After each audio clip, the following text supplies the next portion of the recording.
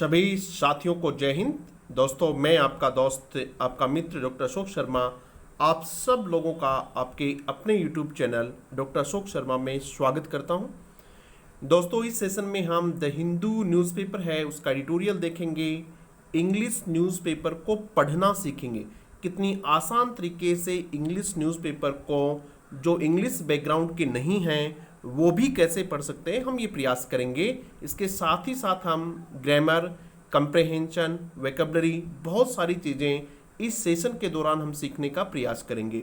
जो बच्चे एसएससी की तैयारी कर रहे हैं, बैंकिंग, एयरफोर्स और नेवी की तैयारी कर रहे हैं, उन लोगों के लिए ये जो सेशन है ये विशेष उपयोगी होने वाला है। आज का जो एडिटोरियल है वो है स्टेट्स होल्ड द की।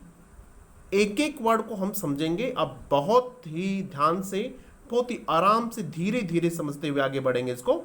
सबसे पहले हमारा प्रयास ये होना चाहिए कि जो भी सेंटेंस हमें मिले उस सेंटेंस में हम सब्जेक्ट को पहचान लें। इतना काम हम कर लें और उस सब्जेक्ट के लिए जो वर्ब काम आई है, जो क्रिया काम में ली गई है, उस क्रिया को पहचान लें। ये दो काम यदि हम कर लेंगे तो सेंटेंस का 75% सेंस और मीनिंग हम समझ लेंगे। तो दो काम हम ये करेंगे, उसके बाद आगे बढ़ते हुए समझेंगे। तो पहला ही सेंटेंस हमारा जो है वो है, जो इसकी हेडिंग टाइटल है, स्टेट्स होल्ड द की। कई बार क्या होता है कि सेंटेंस को आप टेक्स्ट के हिसाब से नहीं समझ सकते हैं, जो टेक्स्ट लिखा हुआ उसको नहीं समझेंगे, कंटेक्स्ट में समझेंगे। CONTEXT। कंटेक्स्ट का मतलब होता है संदर्भ क्या है। कई बार जो शब्द लिखा होता है वो उसका अर्थ नहीं होता है, उसके संदर्भ में हम जानते हैं कि उसका मीनिंग क्या होता है। उसी प्रकार से कई बार इडियम्स और फ्रेजेज होते हैं जिनका लिटरल मीनिंग नहीं होता है। लिटरल का मतलब उनका शाब्दिक अर्थ नहीं होता है, उनका अलग मीनिंग होता है। वो सब भी हम समझेंगे, तब जाके हम इंग्लिश बोल पाते हैं और इंग्लिश अच्छी लिख पाते हैं। स्टेट्स होल्ड द की, इसका ये सब्जेक्ट है। स्टेट्स, स्टेट नाउन है, STAT। स्टेट क्या होता है? नाउन होता है, उसका प्लूरल बनाया हुआ है, यानी राज्य। Hold the key. अभी देखिए इसमें वर्ब जो है वो होल्ड है, और होल्ड का मतलब होता है रखना, और की का मतलब होता है चाबी। यानी चाबी किनके पास है? अभी राज्यों के पास चाबी है। ये तो इसका लिटरल मीनिंग हुआ, लेकिन इसका कंटेक्स्ट में जो मीनिंग हम समझेंगे वो है, होल्ड द की का मतलब होता है टू हैव द कंट्रोल, नियंत्रण होना। स्टेट्स का नियंत्रण है, यानी कंट्रोल किसके पास है? CONTROL। देखो, जिसके पास चाबी होती है, की यानी चाबी होती है, जिसके पास चाबी होती है उसी के पास क्या होता है? नियंत्रण होता है। तो होल्ड द की का मतलब होता है टू हैव द कंट्रोल। इसका मीनिंग क्या हुआ? टू हैव द कंट्रोल, नियंत्रण रखना मीनिंग होता है इसका, टू हैव द कंट्रोल। समझ गए बेटा? तो इस तरीके से हमने इसको समझा कि अब जो नियंत्रण है वो किनके पास है। अब जो कंट्रोल है वो कौन करेंगे? राज्य करेंगे। अब राज्य ज़्यादा महत्वपूर्ण हो गए हैं, तो ये जो है ये सब्जेक्ट है, ये वर्ब है, और ये इसका क्या है? ऑब्जेक्ट है ये। ठीक है, ये नाउन है की, क्योंकि इससे पहले आर्टिकल द का प्रयोग किया हुआ है। जिस शब्द से भी पहले आर्टिकल द का प्रयोग किया हो वो शब्द निश्चित रूप से नाउन होता है। यदि आर्टिकल के बाद एक ही शब्द काम में लिया जाए तो निश्चित रूप से वो क्या होता है? नाउन होता है। यदि आर्टिकल के बाद दो शब्द हों तो निश्चित रूप से दूसरे वाला शब्द जो नाउन होता है उससे पहले क्या हो सकता है? एडजेक्टिव भी हो सकता है। द मोस्ट इंटेलिजेंट गर्ल, ऐसा हो सकता है। तो इस प्रकार से आप समझ जाएंगे कि आर्टिकल के बाद नाउन आता है और एडजेक्टिव भी आ सकता है, लेकिन नाउन जरूर आएगा। तो यहां नाउन है, एडजेक्टिव है नहीं, तो ये की क्या है? नाउन। आप समझ गए बेटा? आर्टिकल है तो क्या आएगा? नाउन आएगा। अब इसको संदर्भ को समझिए क्या है। अभी अनलॉक फेज 2 को लॉन्च किया हुआ है। अभी कौन सा फेज चल रहा है? अनलॉक 2 फेज चल रहा है। कोरोना के लॉकडाउन के बाद अनलॉक फेज 2 जो है, अनलॉक स्टेज 2 जो है, अनलॉक का जो दूसरा चरण है वो चरण 31 जुलाई तक चलने वाला है, ये बताया गया इसमें। उस स्थिति में ज्यादा जो नियंत्रण है वो किनके पास रहने वाला है? राज्यों के पास रहने वाला है। स्टेट्स आर मोर रिस्पॉन्सिबल, उनको ज्यादा पावर दिए गए हैं, उनको ज्यादा जिम्मेदारियां दी गई हैं इस प्रकार का ये एक आर्टिकल है और इस आर्टिकल में, इस एडिटोरियल में ये चीज आपको समझाने का प्रयास किया हुआ है। तो इसको आप एक मुहावरा समझ सकते हैं। होल्ड द की का मतलब होता है नियंत्रण रखना। आगे पढ़ते देखिएगा हम इसको, सब हेडिंग है एन अनलॉक टू। ये निश्चित रूप से सब्जेक्ट नहीं हो सकता, ये एडवर्बियल फ्रेज है, तो यहां हम इसको सब्जेक्ट नहीं है। इन अनलॉक टू यानी अनलॉक टू में, अनलॉक फेज 2 में क्या है आगे देखिएगा, कॉमा आ गया उसके, फाइनली ट्यून्ड स्ट्रेटेजीज, इसको समझेंगे हम, for disease control and expansion of activity are needed. यहां वर्ब है इसमें और उसके बाद ये मेन वर्ब है आर नीडेड। देखो पहले ग्रामर समझ लेते हैं, उसके बाद इसका ट्रांसलेशन करेंगे। आर नीडेड जो है, आपको पता होना चाहिए कि कौन सी स्ट्रक्चर है, ये कौन सी स्ट्रक्चर है। इंग्लिश में जब तक आप स्ट्रक्चर्स को नहीं समझेंगे, चीजें आपके समझ नहीं आनी है। ये जो स्ट्रक्चर है आर नीडेड, इस स्ट्रक्चर को मैं आपको ठीक से समझा देता हूं। आर नीडेड की जो स्ट्रक्चर है वो है बी, आर क्या है, बी है, is, am, are, was, were, ये सारी बी वर्ब होती हैं और ये है third form of the verb, यानी be plus third form of the verb की स्ट्रक्चर है ये। और be plus third form of the verb जब होती है वो निश्चित रूप से हमेशा ही कैसी स्ट्रक्चर होती है, वो पैसिव की स्ट्रक्चर होती है। तो ये जो सेंटेंस ये किसका है, पैसिव है। इसका मतलब ये है कि यहां जो सब्जेक्ट होगा वो एक्शन का रिसीवर होगा, यानी उसकी आवश्यकता होने वाली है, उसको आवश्यकता नहीं है बल्कि उसकी आवश्यकता होने वाली आर नीडेड। तो अब हम इसका सब्जेक्ट पहुंचाते हैं। आर है, इसका मतलब इसका जो सब्जेक्ट है वो क्या होने वाला है, प्लूरल होने वाला है। अब देखते हैं कहां है इसका subject. Finally tuned strategies, strategy एक नाउन है, STRATEGY। स्ट्रेटेजी का मतलब होता है रणनीति, व्यूह रचना जिसको आप लोग कहते हैं उसको स्ट्रेटेजी कहते हैं, रणनीति कहते हैं। और इसका प्लूरल बनाया हुआ है, नाउन है ये, वाई को हटाया और क्या बना दिया, IES बना दिया, स्ट्रेटेजीज बना दिया। कैसे स्ट्रेटेजीज, ये नाउन है, इसका मतलब इसके पहले जो हैं वो क्या है, एडवर्ब और एडजेक्टिव हो सकते हैं, यही हो सकते हैं। ये देखिएगा ट्यून्ड और फाइनली, फाइनली ट्यून में इसका मीनिंग बता देता हूँ। फाइनली का मतलब अच्छे ढंग से, ट्यून्ड यानी अच्छे ढंग से हार्मोनाइज किया हुआ, अच्छे ढंग से समायोजित की हुई, अच्छे ढंग से तालमेल बैठाई हुई।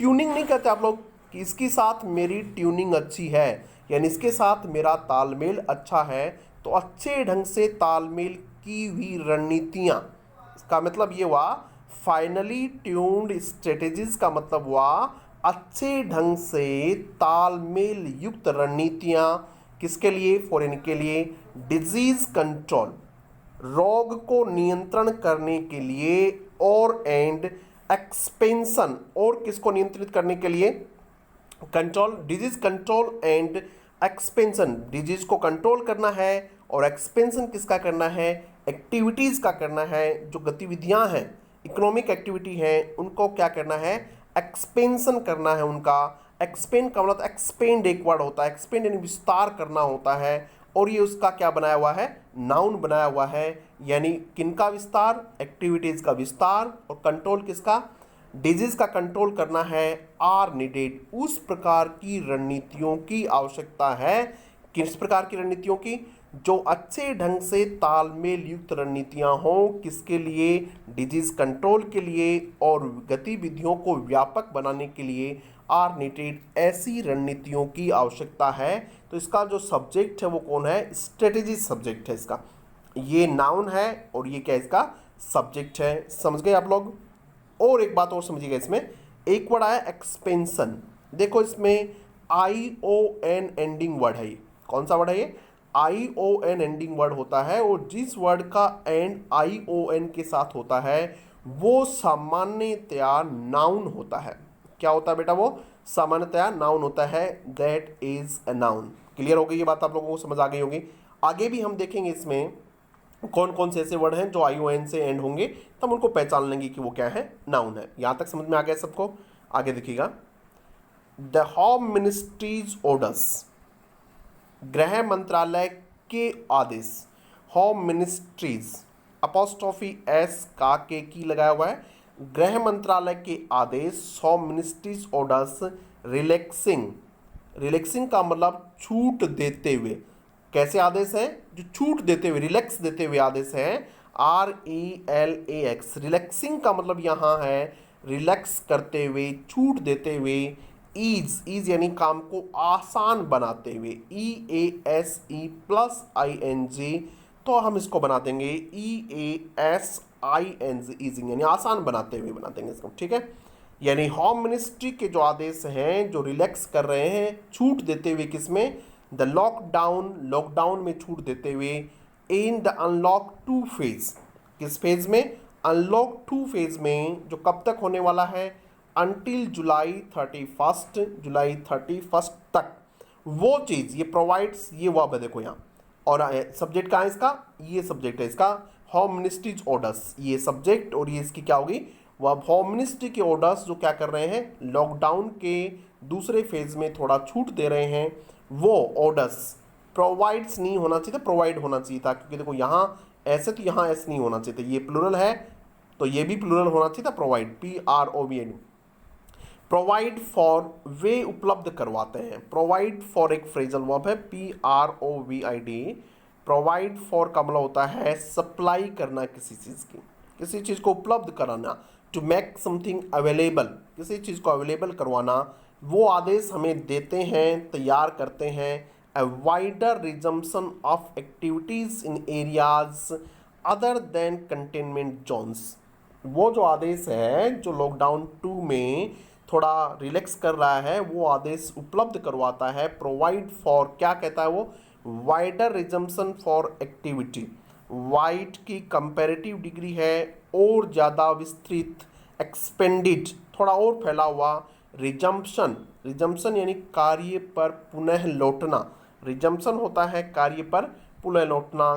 किनके रिजम्पशन? एक्टिविटीज़ का रिजम्पशन, यानी गतिविधियों को बहाल किया जाना, वापस से गतिविधियों को शुरू किया जाना। किस क्षेत्र में? वाइडर, और ज़्यादा क्षेत्र में। इन एरियाज, उन एरियाज में। Other than containment zones, containment Jones areas को छोड़ के बाकी एरियाज में वो जो ऑर्डर्स हैं वो किसके लिए, किसको उपलब्ध करवाते हैं, किसके लिए कह रहे हैं? वाइडर रिजम्पशन ऑफ एक्टिविटीज़, यानी गतिविधियों का लंबे क्षेत्र में, गतिविधियों का व्यापक क्षेत्र में रिजम्पशन, वापस पटरी पर लौटने के लिए। रिजम्पशन यानी काम का वापस आना होता है। अब देखिएगा, आप इसमें समझिए, मैंने थोड़ी देर पहले बताया था कि ION एंडिंग जो वर्ड होता है वो नाउन होता है। एक वर्ड और मिल गया हमें यहाँ, कौन सा वर्ड मिल गया? रिजम्पशन वर्ड देखिएगा यहाँ मिल गया, और इस रिजम्पशन का मतलब भी नाउन होता है, रिज्यूम वर्ब होती है, RESUME, रिज्यूम वर्ब है, और उसका क्या बना है? रिजम्पशन बनाया हुआ है। यहाँ तक हो गई दिक्कत?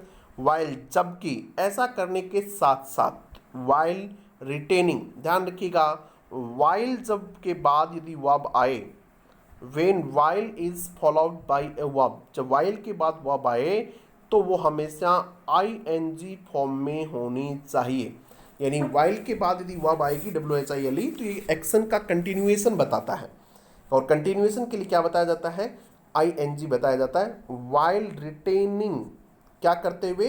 बनाए रखते हुए। रिटेन का मतलब होता है कीप, किसी चीज़ को बनाए रखने के लिए हम क्या कहते हैं? मतलब उसको वैसा का वैसा बनाए रखें, रिटेनिंग। वाइल रिटेनिंग, जबकि बनाते हुए, रोके रखे हुए। एप्रोप्रिएटली, उपयुक्त तरीके से। एप्रोप्रिएट का मतलब होता है उचित, और एप्रोप्रिएटली का मतलब होता है बिल्कुल ठीक ढंग से, उपयुक्त तरीके से। किसको बनाए रखते हुए? The prohibition on mass gathering, छूट तो दे दी, किसमें? अदर देन कंटेनमेंट एरियाज में। इसके साथ ही क्या बनाए हुए? अप्रोप्रिएट प्रोहिबिशन बनाए हुए। प्रोहिबिशन का मतलब होता है बैन, अप्रोप्रिएट क्या लगाते हुए? बैन लगाते हुए। अप्रोप्रिएट बैन का मतलब आप सब जानते हैं कि अलाउ नहीं करते हुए, ठीक है। फॉरबिड, बैन का मतलब एक और वर्ड होता है फॉरबिड, और उपयुक्त तरीके से मना करते हुए। फॉरबिड का मतलब क्या होता है? मना करना होता है, ठीक है। एक वर्ड होता है डिसअलाउइंग, देख लो आप इसको, फॉरबिड देख लो, डिसअलाउइंग देख लो, ये सारे वर्ड इसके होते हैं। और उपयुक्त तरीके से मना करते हुए, किस पर, किसको मना करते हुए? प्रोहिबिशन के साथ होना था, मास गैदरिंग। मास गैदरिंग का मतलब होता है बड़ी संख्या में लोगों के इकट्ठे होने पर उपयुक्त तरीके से मना करते हुए उसने क्या किया है, प्रोवाइड किया है किस बात के लिए, wide resumption of activity.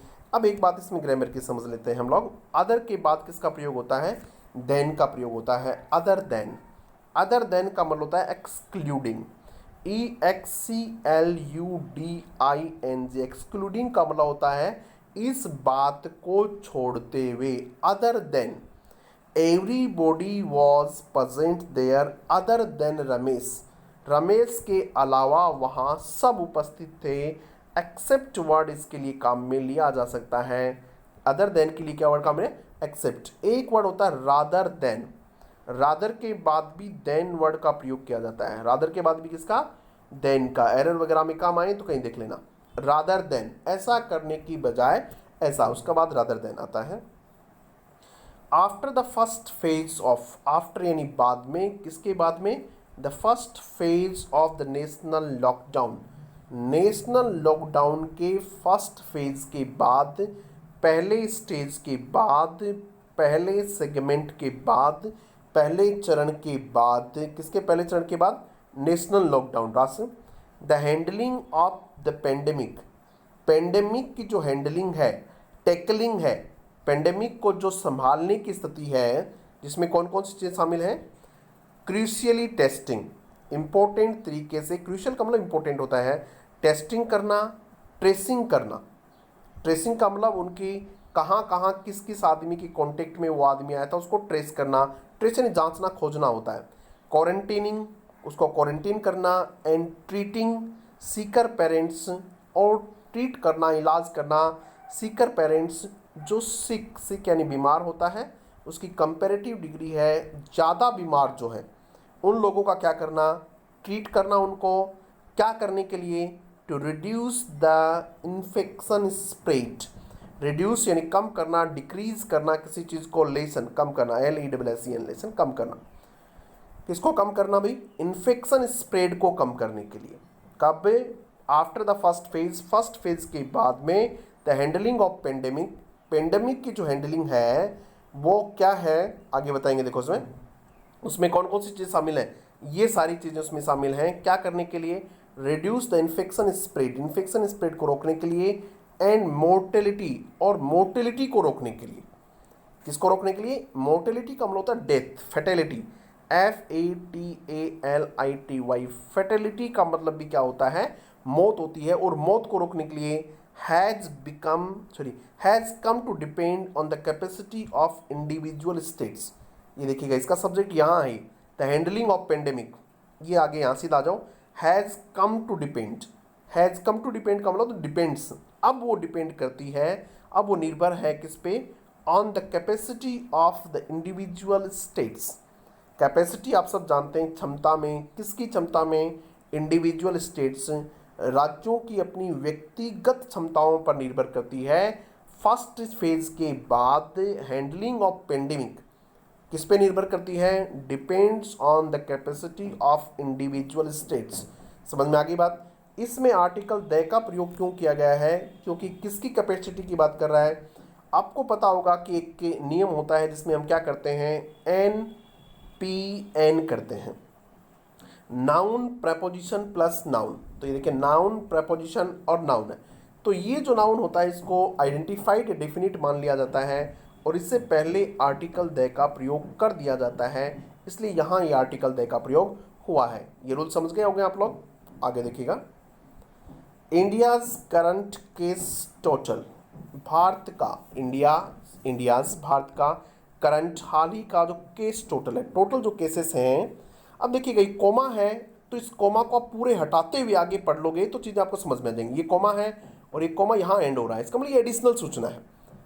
Translate ऐसे करते हैं, इस कोमा को छोड़ो, कहाँ जाओ सीधा, India's current case total is, देखो ये इसका सब्जेक्ट है, केस टोटल के लिए इज है, इन एक्सेस ऑफ 500 मिलियन, आधी मिलियन से भी ज़्यादा है। एक्सेस का मतलब होता है more than desired, more than necessary, यानी मोर देन होता है आवश्यकता से ज़्यादा, एक्सेस यानी ज़्यादा होता है, हायर देन, एक वर्ड और लिख सकते हैं हम लोग, मोर देन या हायर देन इसका वर्ड होता है, एक्सेस का मतलब हायर देन होता है। वो क्या है, एक्सेस ऑफ 500,000, 1 मिलियन से भी, सॉरी, आधा मिलियन से भी ज़्यादा, यानी 5 लाख से भी ज़्यादा है। अब देखो इसको और दोबारा समझो, इसमें कौन कौन शामिल है, इंक्लूडिंग। अब इसको समझ, India's current case total including किनको शामिल करते हुए, 3,47,326 पीपल, इतने लोग हु रिकवर्ड, जो रिकवर हो गए वो भी इसमें शामिल हैं 5 लाख से ऊपर में। ये हु रिलेटिव प्रोनाउन है, ये जो रिकवर्ड वर्ड आई है ये इन पीपल के लिए आई है, ठीक है। एंड 17,403 हु डाइड, जो मारे गए उनको भी शामिल करते हुए, इन दोनों को शामिल करते हुए आज की संख्या इतनी है। आगे देखिए, विद नो प्रेडिक्शन। देखिए एक चीज मैंने आपको शुरू में बताई थी आज बेटा कि ION एंडिंग जो वर्ड होते हैं वो नाउन होते हैं। क्या होते हैं वो, नाउन होते हैं। तो ये वर्ड भी क्या है देखिएगा, नाउन शब्द है। ये प्रेडिक्शन है, प्रेडिक्ट वर्ब होती है, प्रेडिक्ट PREDICT, प्रेडिक्ट वर्ब होती है। और इस प्रेडिक्ट वर्ब का ये क्या है, नाउन है। इसको हम देख लेते हैं। विद नो प्रेडिक्शन फॉर, इस बात के बिना किसी भविष्यवाणी के, किसकी, फॉर की, किसके लिए, when COVID-19 could peak. Could का मतलब यहाँ पॉसिबिलिटी के लिए बताया जाता है। इस बात की बिना किसी भविष्यवाणी की कि कब COVID-19 कुड पीक, कब COVID-19 का पीक आ सकता है। पीक का मतलब चोटी होती है, यानी कब COVID-19 की चरम सीमा आ सकती है कि भाई इससे ऊपर नहीं जाएगा। इस बात की कोई भविष्यवाणी किए बिना the latest announcement cast a heavy responsibility on the state. हाल ही के, लेटेस्ट का मतलब हाल ही के, लेटेस्ट का मतलब होता है जो समय में सबसे बाद में हो। सुपरलेटिव डिग्री है, आर्टिकल द का प्रयोग लगाया। इसकी जो पॉजिटिव डिग्री है वो लेट होती है, इसकी LATER होती है कंपेरेटिव, और लेटेस्ट ये होती है। इसी लेट की एक डिग्री होती है LATTER, लेटर, कंपेरेटिव, और फिर उसकी सुपरलेटिव डिग्री होती है LAST, लास्ट, जो क्रम के लिए बताया जाता है, ऑर्डर के लिए, और लेटेस्ट होता है ये समय के लिए बताया जाता है। द लेटेस्ट अनाउंसमेंट, अभी हाल ही में जो अनाउंसमेंट किए हैं, cast heavy responsibility on the states. Cast responsibility का मतलब होता है to give a responsibility. Cast responsibility का मतलब होता है जिम्मेदारी देना। इसका मतलब जिस तरह से कास्ट ए वोट होता है, कास्ट ए वोट होता है जिसका मतलब क्या होता है, वोट देना।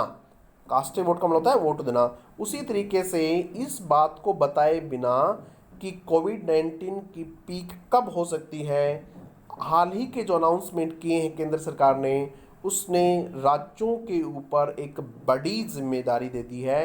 A heavy responsibility on the states, राज्यों के ऊपर एक बड़ी जिम्मेदारी दी है। किसने दी है भाई राज्यों के ऊपर एक बड़ी जिम्मेदारी, द लेटेस्ट अनाउंसमेंट। इसको हम यहाँ से देखेंगे। उसके बाद देखिए, they are of course empowered.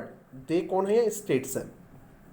They are, राज्य निश्चित रूप से, ऑफ कोर्स यानी निश्चित रूप से, इम्पावर्ड, उनको पावर दिया गया है। इम्पावर्ड का मतलब उनको पावर दी गई है। इम्पावर्ड टू इम्पोज, क्या करने के लिए, इम्पोज करने के लिए, लागू करने के लिए। फॉइस्ट, FOIST, फॉइस्ट, लागू करने के लिए। इम्पोज का मतलब फॉइस्ट होता है। एक इन्फोर्स भी इसका वर्ड होता है, INFORC, लागू करना किसी चीज़ को। हालांकि ऑफकोर्स निश्चित रूप से दे आर इम्पावर्ड, उनको इम्पावर किया गया है to impose additional restrictions. Impose लागू करने के लिए, एडिशनल अतिरिक्त। एडिशनल का मतलब होता है अतिरिक्त, और अतिरिक्त का मतलब होता है एक्स्ट्रा। उनके पास पावर है कि वो एक्स्ट्रा रिस्ट्रिक्शंस लगा सकते हैं, अतिरिक्त पाबंदियां लगा सकते हैं, लिमिटेशंस लगा सकते हैं वो आउटसाइड, कहाँ, outside containment zones, containment zone से बाहर। कंटेनमेंट जोन्स में नहीं, कंटेनमेंट जोन्स को छोड़ के। हमने ऊपर देखा था अदर देन कंटेनमेंट जोन्स, वैसा ही कुछ है।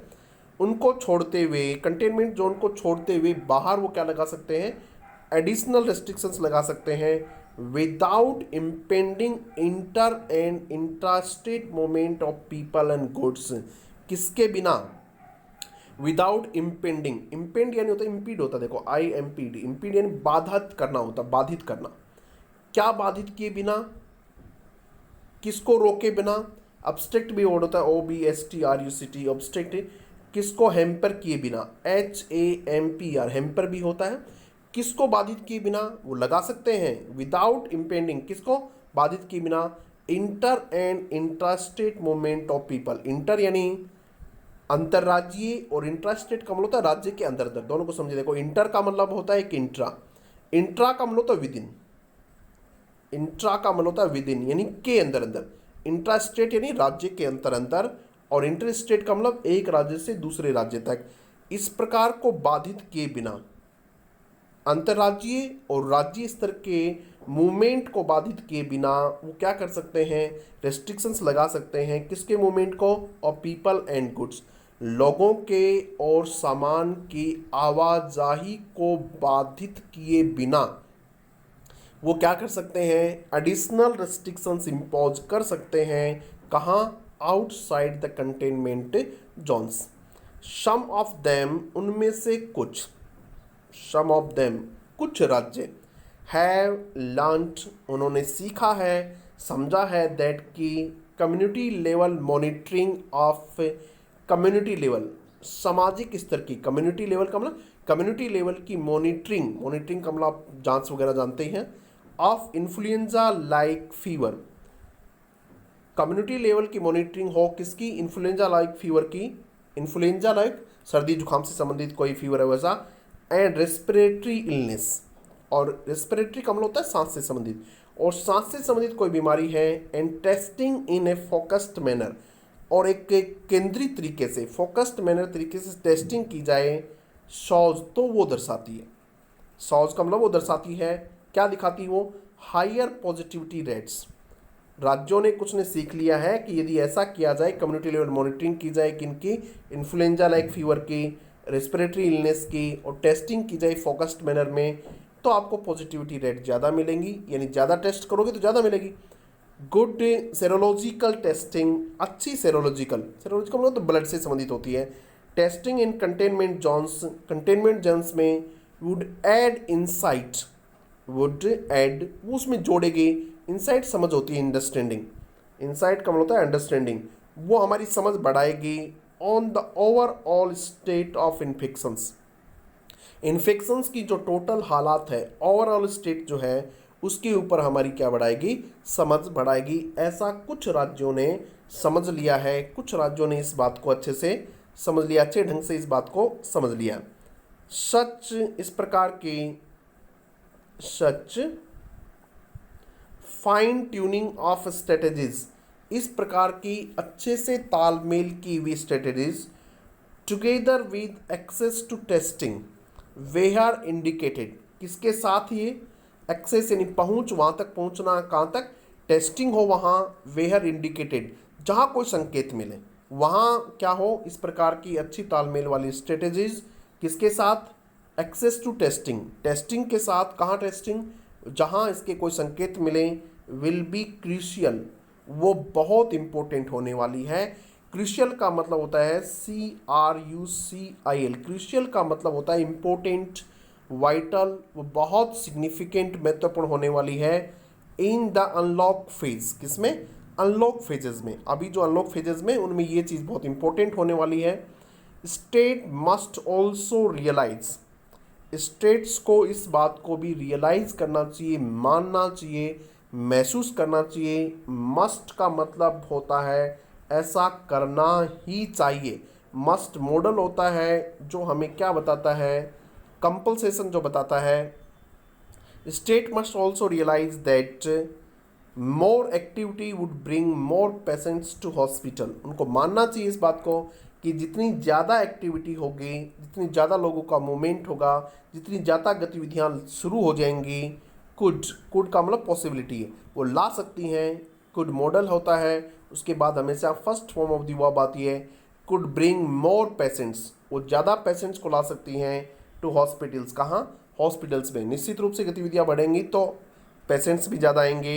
विच आर, कौन, हॉस्पिटल्स, ये विच रिलेटिव प्रोनाउन है, ये किसके लिए है, हॉस्पिटल के लिए है। इसके बाद जो वर्ब होगी वो इससे पहले वाले यानी हॉस्पिटल्स के अनुसार होगी, और हॉस्पिटल्स कैसा नाउन है, ये देखिएगा प्लूरल नाउन है तो वर्ब भी क्या आएगी, आर आएगी। विच आर ऑलरेडी, जो पहले से ही स्ट्रेच्ड इन, पूरी तरह से फैले हुए। स्ट्रेच का मतलब होता है फैला होना, और इस फैले होने से मतलब पूरी तरह से दबाव में आना। Stretched in terms of fatigued health staff, जो पहले से ही बहुत ज़्यादा फैले हुए हैं, किसमें, किसके मामले में, फटीग्ड, थके हुए हेल्थ स्टाफ, उनका जो स्टाफ है वो बुरी तरह से थका हुआ है। एंड अवेलेबल बेड्स, और उनके पास जो बेड्स हैं उस मामले में पूरी तरह से, मतलब स्ट्रेच का मतलब तो अपनी लगभग चरम सीमा पे पहुंचे हुए हैं। जितने वो फैल सकते थे उतने क्या है, फैले हुए हैं। किस मामले में, अपने हेल्थ जो डिपार्टमेंट है उसमें, और उसके पास जो अवेलेबल बेड्स थे उनके। टारगेटेड लॉकडाउन, कैसा lockdown, targeted lockdown for smaller areas, छोटे छोटे एरियाज में। एंड मेजर्स, और उपाय टू इंक्रेज हेल्दी बिहेवियर, और क्या करना, हेल्दी बिहेवियर का जो उनको इंक्रेज करने के तरीके, इंक्रेज का प्रोत्साहित होता है, मोटिवेट करना होता है। मेजर्स का मतलब स्टेप्स होते हैं, तरीके होते हैं, उपाय होते हैं। देखो टारगेटेड अनलॉक किया जाए कहाँ, छोटे छोटे एरियाज़ में, जहाँ ज़्यादा वहाँ टारगेट करके अनलॉक किया जाए, सॉरी लॉकडाउन किया जाए, और उपाय अपनाए जाएं किसको, इंकरेज करने के, हेल्दी बिहेवियर, अच्छे स्वस्थ व्यवहार को।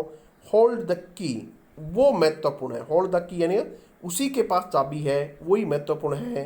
To lower the incident of cases, cases के इंसिडेंट्स को कम करने में महत्वपूर्ण कौन है, यही महत्वपूर्ण है। टारगेटेड लॉकडाउन स्मॉलर एरियाज में, और मेजर्स वे उपाय जो क्या करते हो, हेल्दी बिहेवियर को मोटिवेट करते हो, उन्हीं के पास चाबी है। वे ही की पॉइंट हैं कि क्या करने में, lower the incident of cases, cases की इंसिडेंट्स को कम करने में। तो आज का प्रोग्राम अपन यहीं समाप्त करते हैं। यदि आपको ठीक लगा हो सेशन तो आप निश्चित रूप से अपने साथियों के साथ इसको साझा कीजिएगा, और लाइक जरूर कीजिएगा। यदि आपको ठीक लगता है तो लाइक करने में क्या नुकसान है, लाइक कीजिएगा। Thank you very much.